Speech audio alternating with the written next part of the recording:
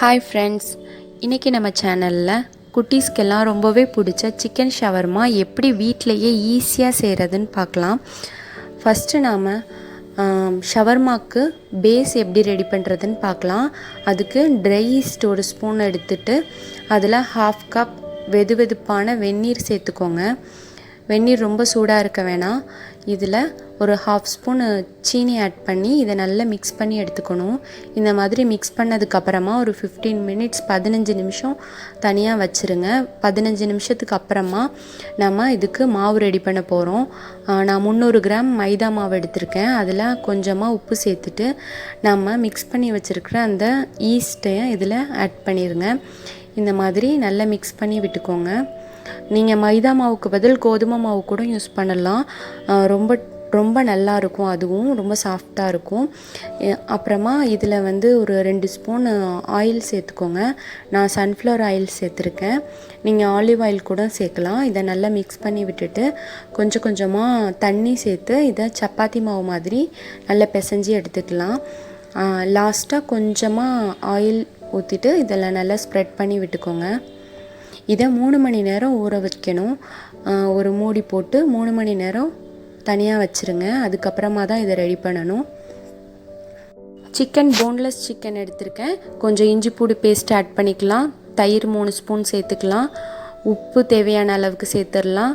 கரம் மசாலா, வத்தல் தூள், மஞ்சள் தூள், பெப்பர் கொஞ்சம் சேர்த்துடலாம். சீரகத்தூள், மல்லித்தூள் இது எல்லாத்தையும் சேர்த்து விரவி 1 மணி நேரம் ஊற வச்சுட்டு ஆயிலில் ஃப்ரை பண்ணி எடுத்து வச்சுக்கணும். ஆயிலில் ஃப்ரை பண்ணியாச்சு.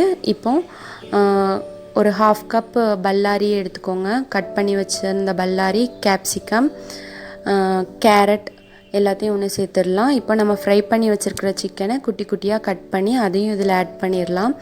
இப்போது மயோனிஸ் எப்படி செய்கிறதுன்னு பார்க்கலாம். ஒரு மிக்ஸி ஜாரில் கொஞ்சமாக உப்பு, பெப்பர் ஆட் பண்ணிவிட்டு 2 முட்டையோட வெள்ளைக்கருவு எடுத்திருக்கேன், அதையும் சேர்த்துக்கலாம்.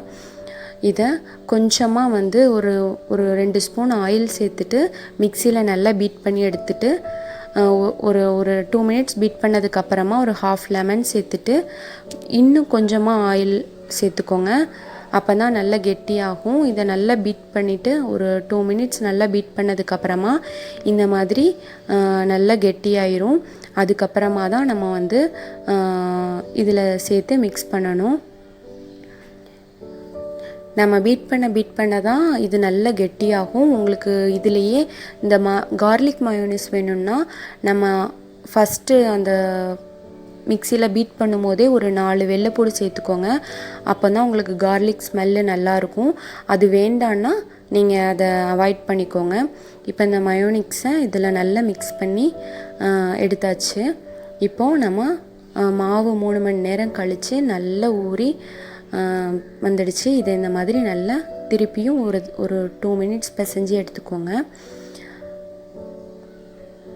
அப்புறம் இந்த மாதிரி சின்ன சின்ன பாலாக எடுத்து வச்சுக்கோங்க. இதை மாவு போட்டுட்டு தான் நம்ம சப்பாத்தி மாதிரி அழுத்தி எடுக்கணும்.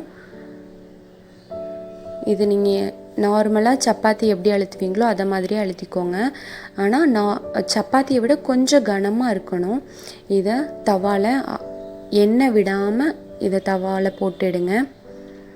ஈஸ்ட்டு சேர்க்குறதுனால இந்த பேஸ் ரொம்பவே சாஃப்டாக இருக்கும். நீங்கள் ஈஸ்ட்டு சேர்க்கலைன்னா கொஞ்சம் ஹார்டாக இருக்கும். அதனால் கண்டிப்பாக ஈஸ்ட்டு சேர்த்துக்கோங்க.